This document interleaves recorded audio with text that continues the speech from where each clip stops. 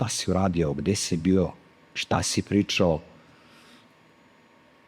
Prosto mi je bilo nezamislivo da se to desilo uopšte.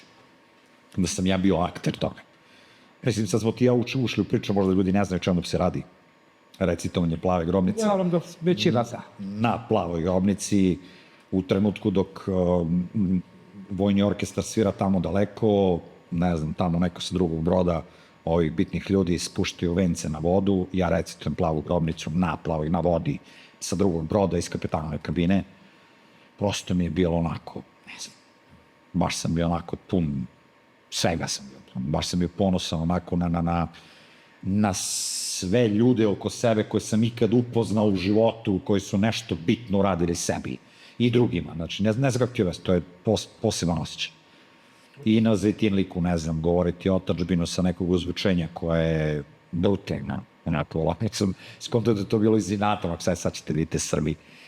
Grci, kako mi Srbi govorimo, Još imaš taj tvoj specifičan glas, da si bio i radio voditelj i to tako da...